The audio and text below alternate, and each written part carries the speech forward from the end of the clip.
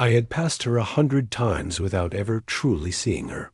The portrait hung in the east wing, that quiet, draft-ridden corridor no one walked unless they had reason to. The east wing always smelled faintly of rosewood and dust, like forgotten prayers. The portrait was tall, nearly life-size, framed in gilt that had dulled to a tired bronze. The woman in it, young, poised, wrapped in ivory lace, held a posture of practiced pride. But it was her eyes that always unsettled me, even as a child. Wide, uncertain. A flicker of something unfinished. Her name was Beatrice Whitmore, my great-aunt, the only daughter of Earl Whitmore. No one spoke of her except in rehearsed whispers. She disappeared, they said, vanished. Others were less kind, ran off, shamed the family, broke the Duke's engagement. But those words always came like moths. Soft, fleeting, flammable Dot. It wasn't until grandmother passed that I returned to Whitmore Hall for more than holidays and funerals. The house felt different now, hollow and watchful. Her death had left behind an inheritance, not of wealth, but of obligation. I was tasked with sorting the manor, cataloging, donating, disposing. The staff was long gone, and I wandered the halls alone, with nothing but creaking floorboards and the ticking of clocks to accompany me.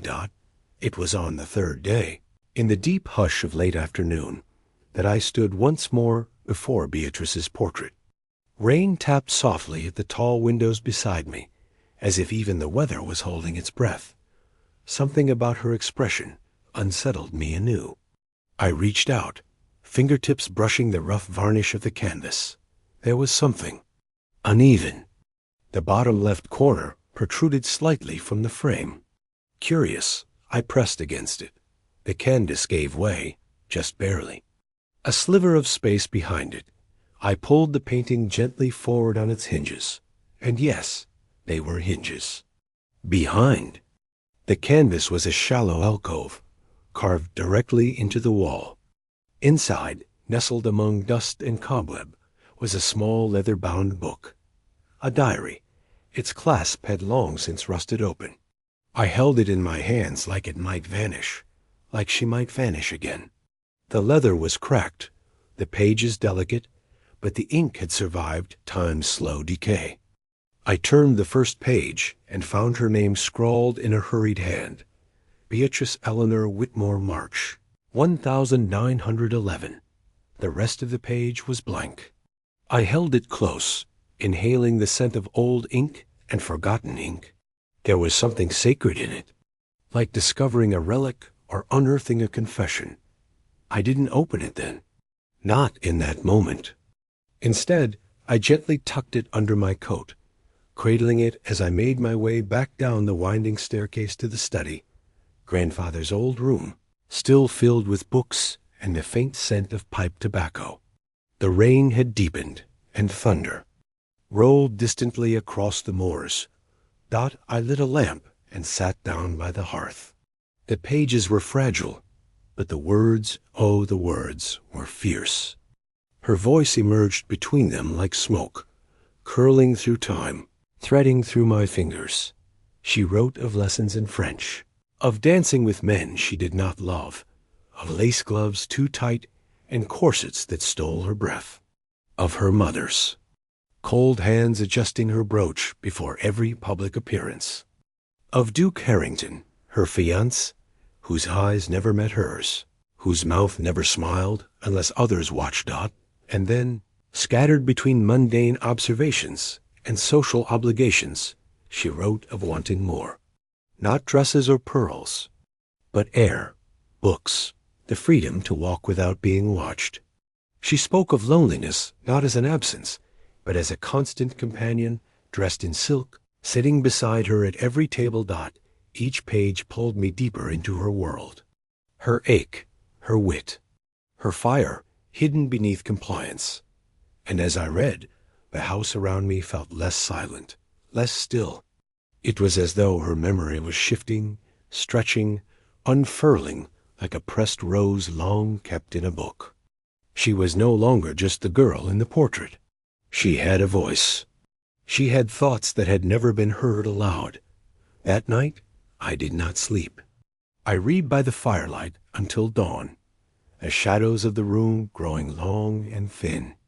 And when I reached the final entry for that month, I realized I was weeping not for her disappearance, but because, for the first time, I realized she had never really left. They had hidden her story behind a canvas, behind silence and shame and convenience. But now, through her words, she was returning, page by page, breath by breath. And somewhere in the depth of Whitmore Hall, I knew this was only the beginning. I was promised to Duke Harrington before. I had even learned how to properly curtsy. It was the sort of arrangement spoken of in rooms I wasn't allowed to enter, negotiated between fathers and titled men who thought of daughters as investments, not as people. By the time I turned 17, my name was already paired with his in the society papers, scrawled beneath inked silhouettes and etched into the corner of invitation cards embossed in gold. He was 20 years older than me, a war hero. They, Saeed, a landowner, a strategist, a man of impeccable lineage. He owned half of Devonshire, and none of my heart. When I first met him, I remember the weight of the pearls around my neck more than I remember his face. My dress was too tight, my gloves too stiff, my smile rehearsed to the point of pain. He arrived late, kissed the air beside my cheek, and said nothing about how I looked. Instead, he spoke to Father. They laughed about markets, horses, and trade routes as if my future wasn't being sewn shut with every word. Later that night, I went to my room and opened my writing desk. The letter I wrote to him was never meant to be sent. I didn't even write his name on the envelope. But I needed to speak, if only on paper. I understand duty, I wrote. I understand the currency of daughters. I understand what is expected of me. But you must understand this. I am afraid of what will become of me in your shadow. The ink smeared slightly under my thumb. My hands trembled. I folded the letter and tucked it under the wooden slat inside. My desk drawer, a secret space I'd discovered years ago while hiding a broken brooch in the months that followed. I wrote more. I never addressed him directly, but each word was a breath I could not take in his presence. You do not look at me, I wrote. Not really. You speak of lineage and alliances and heirlooms, but never of laughter or music. You do not ask me what color I love. You do not know that I write poetry. You only know my waist size. Some letters were polite, others furious. Some began as diary entries, then drifted into imagined conversations where I could ask him why he had chosen me, or whether he had chosen at all. But the strangest thing was how the writing became a ritual. After every meeting with him, every stiff walk through the gardens, every dinner at which he corrected my Latin, every ballroom appearance where his hand lay on the small of my back like a weight instead of a comfort, I returned to my room and wrote it was the only part of me I could keep for myself. He was not a cruel man in the obvious sense. He never raised his voice. He never touched me in anger. But there was a violence in his stillness, in the way he dismissed my mother's opinions, in how he stared at the staff like they were ghosts, in how he never once used my name unless we were in public. Lady Whitmore, he called me, as though the person inside the name was irrelevant. Father was thrilled. He will secure the Whitmore legacy, he said. Your children will have titles and power. You will never want for anything. But I wanted. Oh, how I wanted. I wanted to laugh until I couldn't breathe. I wanted to read poetry aloud in the sunlight. I wanted to take off my shoes and run through the fields. I wanted to sleep without dreaming of gold cages and hollow ballrooms. The letters became more desperate, less structured. Some only a few lines. Today, I felt nothing. My mother cried when I said yes. She called them tears of joy. I think they were something else. He told me I should stop playing piano. He said it was not becoming. But no matter how the letter began, I always ended them the same way. Forgive me. I must belong to someone. I don't know why I used those words. Perhaps they were what I needed to believe. That this wasn't a betrayal of myself, but a transfer. That love, even if not his, would find me if I remained still long enough. It was foolish. But I was 17. And 17 is a kind of blindness no one warns you about. One afternoon, weeks before the engagement was to be formally announced, I saw him from the upper window. The Duke, speaking with my father beneath the old oak tree by the stables. He did not smile. He never did. He shook my father's hand and handed him something, a folded piece of parchment sealed with red wax. A contract, perhaps, or something worse. And I realized in that moment that everything about me was being negotiated except my silence. That part they simply assumed. So I went to my desk. I opened the hidden drawer. 33 letters sat there, some no longer legible from. Tears, others folded so many times they had torn at the creases. I laid them out on my bed, side by side, like tiny gravestones of a life I had not lived. And then I began one final letter. You may own the land beneath our feet. You may own the title they use beside my name, but you do not own me. Not my joy, not my grief, not my words. And if I must belong to someone, let it be to the girl who still dares to write, even when no one is listening. I folded it gently, pressed a dried rose petal between the pages, and placed it beneath the others. Then I lit a single candle and watched the flame flicker, like breath, like warning, across the edge of the parchment. His name was Thomas. He was not like the others, the stiff-lipped suitors with polished boots and brittle smiles, betitled sons who glanced past me as though I were just another name in their marriage negotiations. No, Thomas moved like someone who didn't need to be seen. He belonged to the parts of the estate no one photographed: the muddy stalls, the broken tools, the places where silence grew thick between stone walls and shovels. I met him by accident. Or perhaps fate played a quiet hand that morning. My mare, Adelaide, had thrown a shoe during a canter along the north field. I had ridden too far, ignoring the warnings of the overcast sky and the soft pull in the air that whispered of rain. By the time I reached the stables, my gloves were damp and my boots muddied. A young man appeared from the side shed, wiping his hands on his apron. He was tall, but not imposing. His shirt sleeves were rolled to his elbows, exposing sun-darkened arms speckled with flecks of copper grease. His face was unreadable at first, as though he'd learned to guard it even before words. But his eyes, pale gray, like water under ice, met mine with the steadiness of someone who had no need to impress. Stones loose, he said simply, crouching to examine Adelaide's hoof. His voice was quiet, but it wasn't hesitant. He worked gently, speaking to the horse more than to me. I stood there longer than I needed to, holding her reins, watching the ease in his movement, the grace in how he handled tools worn smooth by repetition. He wasn't clumsy like the noblemen I'd danced with. There was a rhythm in him, something grounded and real. "Thank you," I said when he finished. He nodded, dusted his hands, and offered no bow, no title, no pretense. I left, but I didn't forget. The next morning, I returned to the stables. I told myself it was to check Adelaide's leg. But even I knew better. I wore a simpler dress, no lace, no corset. My hair was braided low, pinned with a ribbon instead of pearls. I felt oddly free, even as I walked the same path I'd known since childhood. Thomas was brushing down a mare when I arrived. He looked at me, paused only for a second, then returned to his work. But I noticed his eyes lingered, just a moment longer than politeness allowed. "I'm surprised to see you again," he said. "So am I," I replied. "I suppose I liked how you spoke to my horse better than most men speak to me."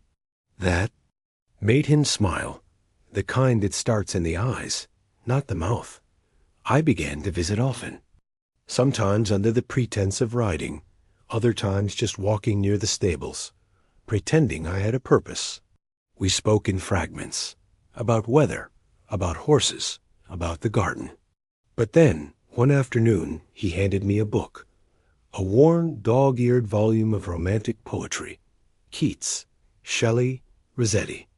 The pages were annotated in the margins, tiny words written in rough, ink-blotted script. He said nothing as he handed it to me, only watched as I turned the cover with slow hands. I smiled.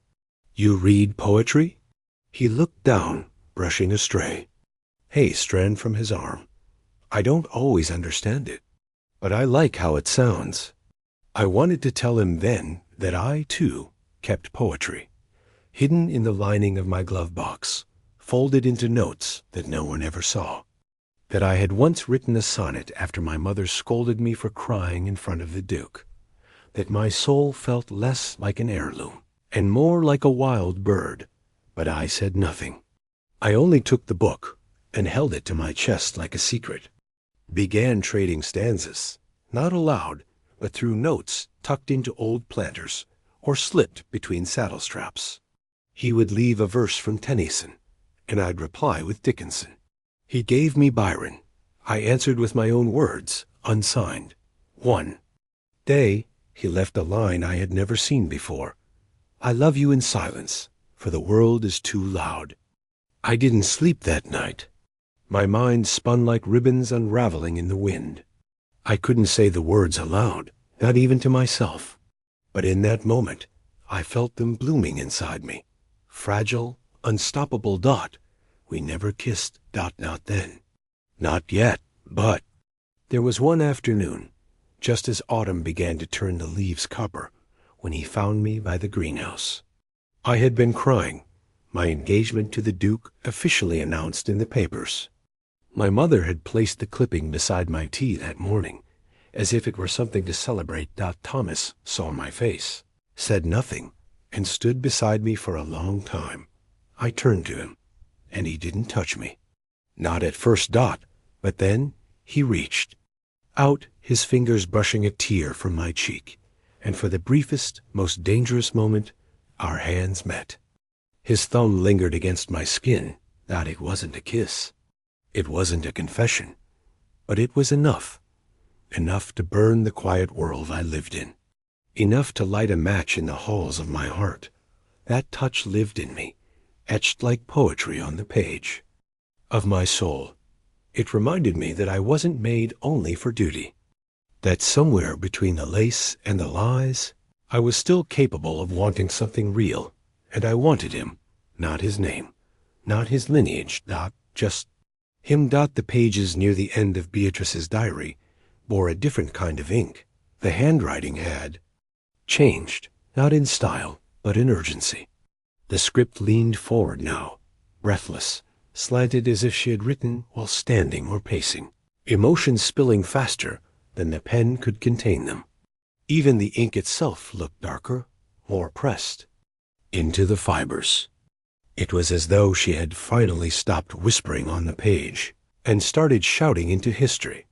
They had planned to leave. She and Thomas, together. It was written plainly, beautifully. There was no apology, no romantic flourish. Only the sharp certainty of a girl who had decided to leap without looking back. "We leave Wednesday night, after the bells strike 9, she had written. "Thomas's cousin in Brighton will take us in. I will use the name Eliza. I've practiced the signature. I do not need to be Beatrice Whitmore where we're going. I only need to be free." She had packed lightly, 2 dresses, her pearl earrings, and her mother's silver locket. The locket was described in a separate entry, almost reverently. It was her mother's most sentimental heirloom, a gift from her grandmother on the day of her wedding. Beatrice had pried it open with a pin, replacing the original miniature portrait with a small drawing she and Thomas had sketched together. Two birds, unchained, facing the sea. "If I never see these halls again," she wrote, "I will not grieve. They kept me gilded and starving." The Duke was to arrive in 3 days for the formal engagement dinner, the final sealing of arrangements, dowries, and expectations. Beatrice, it seemed, had no intention of staying that long. Reading her words, I felt a strange flutter rise in my chest, a kind of borrowed bravery. She had done what most women in her world never dared. She had chosen a different life, knowing. It meant losing everything but herself. But then, something went wrong. Her final entry came the night before the escape. "Tomorrow night, we leave. I will never wear Harrington blue." And then dash nothing dot, no signature, no flourish. Not even a closing line. The last page trailed off mid-sentence. The final corner of the paper was blurred by a single pale water stain, as though a tear or perhaps a spill had smudged her words beyond rescue. I held the book in my lap for a long time, the firelight from the study flickering across the uneven ink.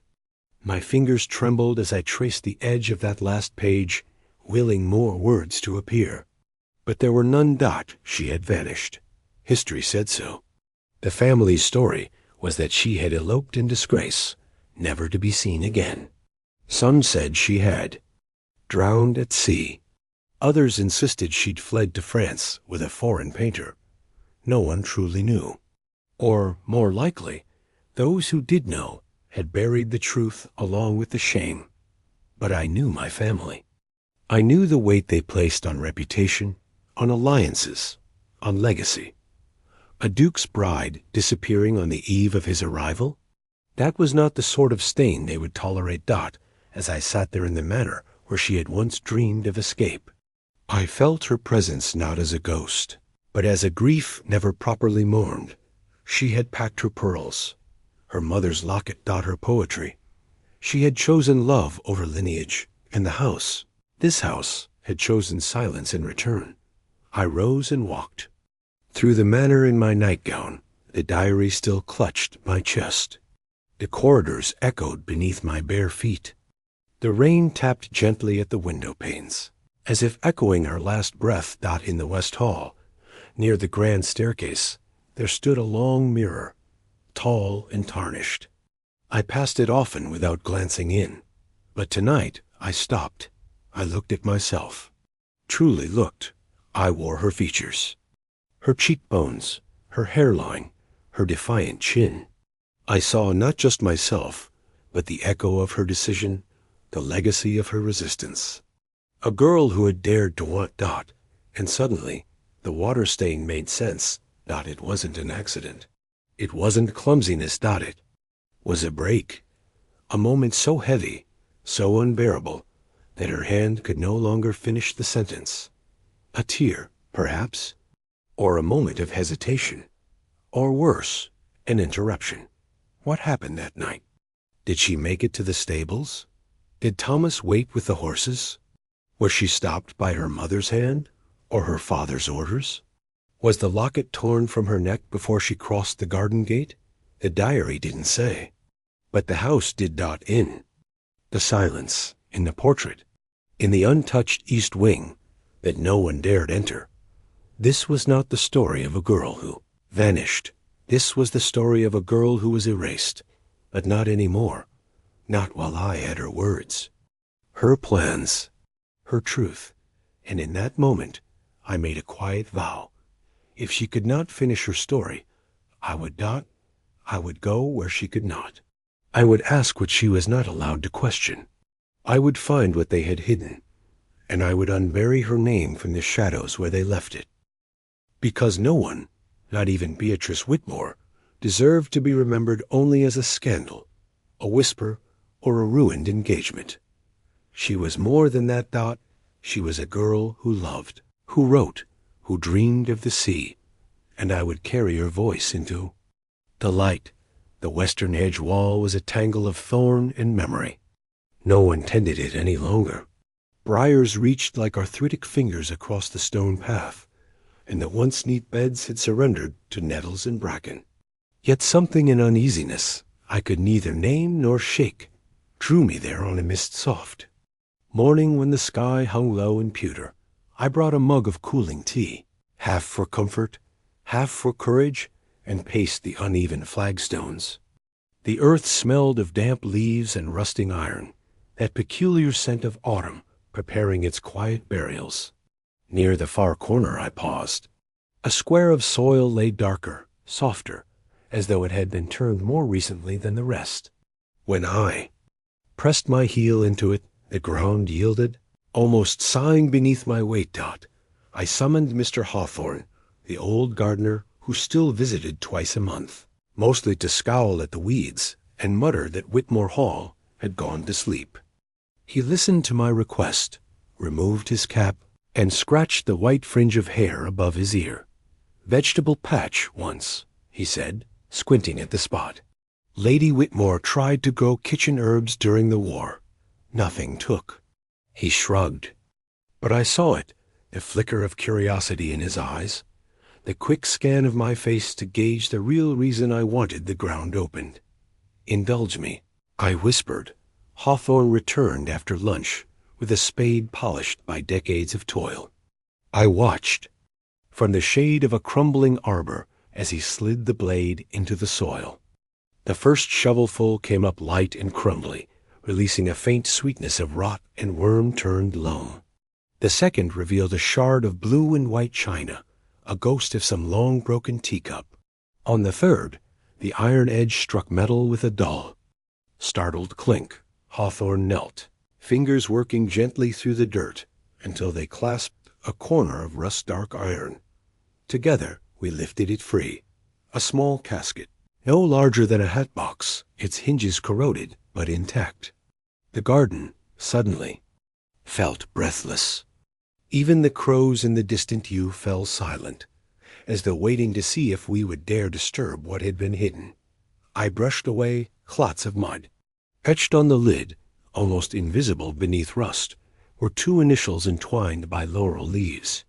B and T. My pulse quickened. Beatrice and Thomas. Hawthorne offered to fetch tools to pry it open, but I shook my head.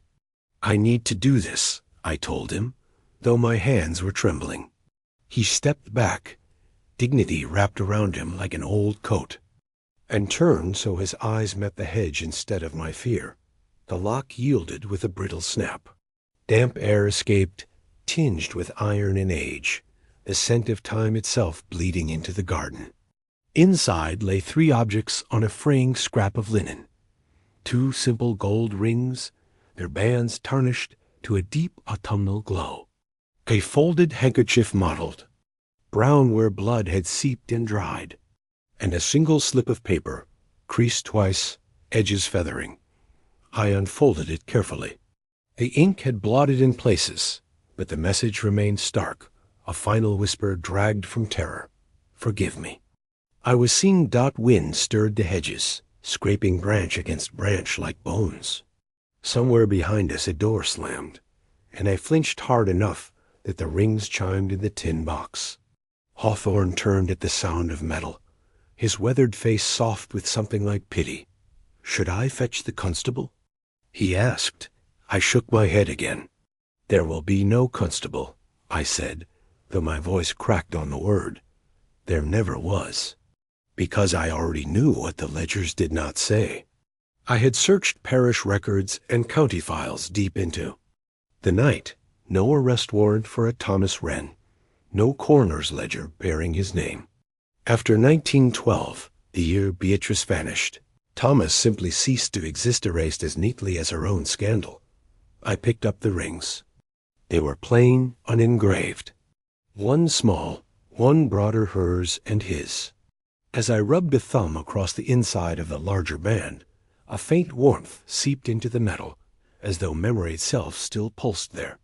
Beside them, the blood-stained handkerchief lay stiff, its once white cotton puckered around dried rust-brown petals. An embroidered T sat in one corner, half obscured by the stain. The garden spun. I steadied myself against the low stone border, feeling its cold seep through my palm. Images surged. Thomas waiting by the hedge under moonlight. Beatrice, breath hitching, pearls hidden beneath her shawl. Hurried footsteps, too many crunching. Gravel. A confrontation muffled by the hush of night. Then silence brutally slammed shut like a door. Had Thomas been struck? Dragged away? Was Beatrice forced back inside, her lips pressed in warning, her diary ripped from her grasp? And who buried this box token of a future, severed before it drew breath? A remorseful maid? A terrified footman? Beatrice herself in final, frantic despair? Hawthorne cleared his throat. "Miss," he said softly, "you're pale." I looked. At him, really looked, saw the honest concern in his lined eyes, the way he hovered like a sentinel between past and present. "Thank you, Mr. Hawthorne. You may leave the rest to me." He nodded, touched his cap, and retreated down the path, spade over shoulder, boots crunching in deliberate rhythm, as if he, too, sensed we had unearthed more than bones. Alone, I gathered. The contents into my skirt, cradling them as one might cradle an injured bird. The rings clinked softly together, an echo of vows never spoken. The blooded handkerchief weighed heavier than its scant fabric ought to, as though sorrow itself had mass. The note, featherlight, felt sharp between my fingers. "Forgive me." I was seen. Seen by whom? Father? A servant? The Duke himself, arriving earlier than expected? I thought of Harrington blue, the color Beatrice swore she would never wear, and I wondered if her defiance had been discovered the night before it could bloom into freedom. The sky darkened. A hush of rain began to fall, soft pinpricks turning the earth darker around the freshly opened wound of soil. Instinctively, I lowered the lid of the iron box again, shielding its secrets from the weather, yet feeling their weight in my chest, a stone pressing against breath. I made my way back toward the house. Each step felt softer, the gardens damp, scent rising around me like old perfume. The manor loomed ahead, windows reflecting a sky bruised violet. In one pane, I saw my own reflection hair loose, eyes wide carrying a dead woman's hope and a vanished man's blood. Ah, line of poetry Thomas once left for Beatrice drifted through my mind. Love is a lighthouse kept even when no ships return. I finally understood its cruel truth. Their light had burned unseen, extinguished before dawn, but perhaps there was still a vessel left to guide. I would not let the rings lie silent in iron darkness. I would not let the blood remain an unanswered question. Somewhere, hidden in walls thick with propriety, the truth waited, restless, like roots pushing through stone. I pressed the box to my heart, rain kissing my brow, and felt a quiet vow rise. Within me, gentle as the drizzle, fierce as the sea. Beatrice risked everything for a future measured not by titles, but by love. Thomas bled for it. I would speak for them. Even if the garden had been dug twice, I would dig again, until the house, and every secret it ever buried, finally answered. Grief doesn't always arrive with sobs or silence. Sometimes it comes as the sound of a drawer creaking open, the kind of slow, reluctant creak that carries decades in its breath. It was early morning when I found it. Pale light filtered through the lace curtains of my grandmother's room, casting soft patterns across. The velvet armchair, the dusted perfume bottles, the silver brushes arranged just so. The air held a sweet, ghostly fragrance, jasmine perhaps. Faint, but still loyal to the space it once ruled. I had come looking for old family jewelry to donate to the museum. The drawers of her armoire were mostly empty now, filled with yellowing tissue paper and forgotten sachets. But one drawer stuck oddly halfway, not jammed, but resisting. It wasn't until I ran my fingers along the back wall but I felt it. A slight indentation, just beneath the lining. A seam where there should have been smoothness. I pressed gently. The panel popped with a soft sigh, revealing a narrow compartment hidden behind polished wood. Inside it, resting as if untouched by time, was a single envelope. The paper had yellowed at the corners, but the wax seal remained intact. Faded red, unbroken. There was no crest, only a simple T marked with a trembling hand. I turned it over.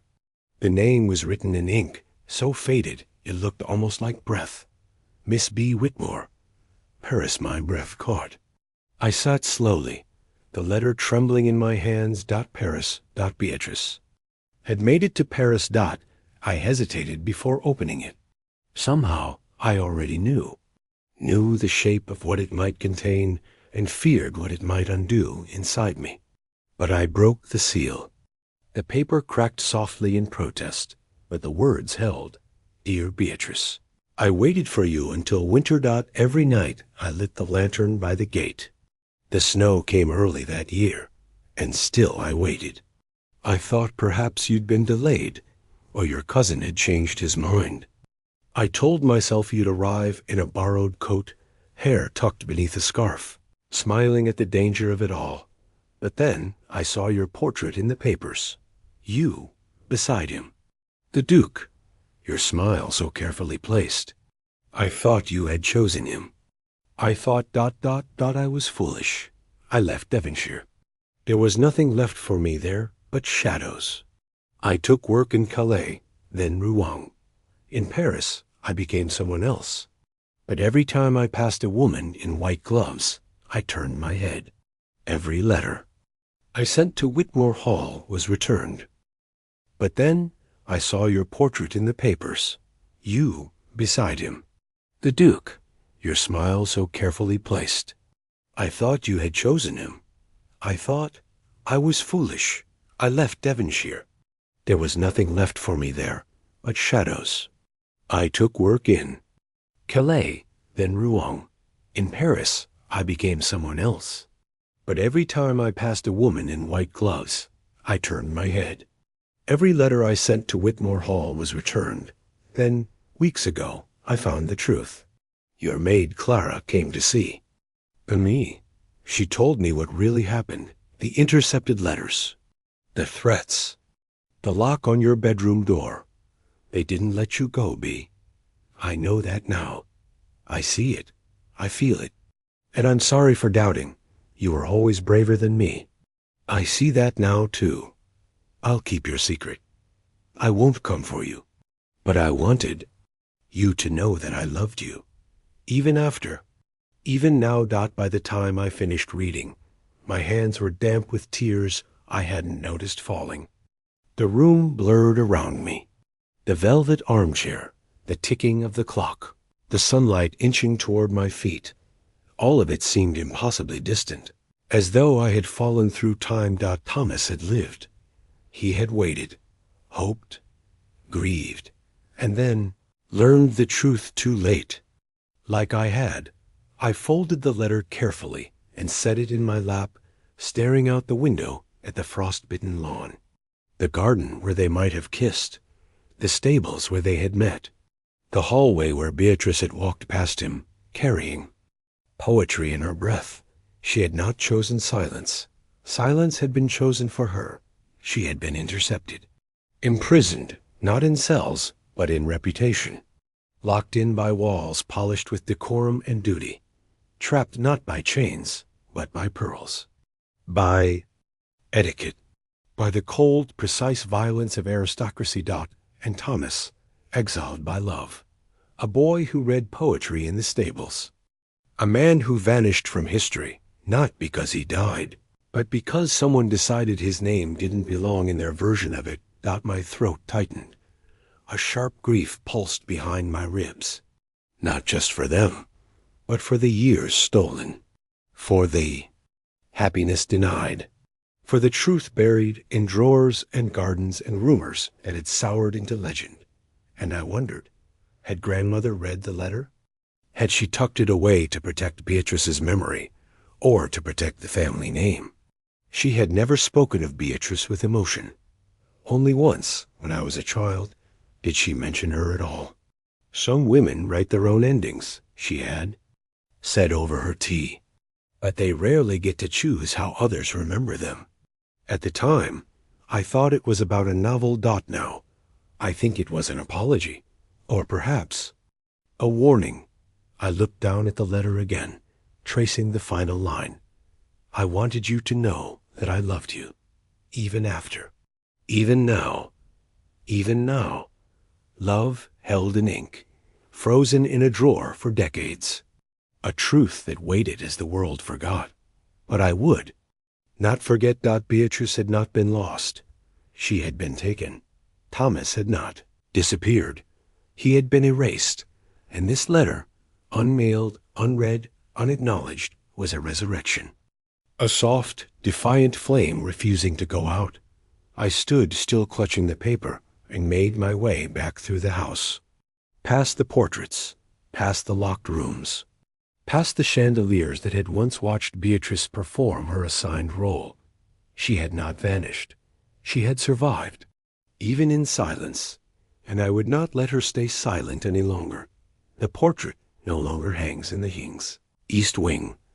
I had it moved to the main hall, the one place in Whitmore Hall where everyone must pass through, where the light from the grand windows pools like warm milk across the marble floor. I chose that spot with intention, not because it was grand, but because it was visible. Seen. Beatrice had been hidden long enough.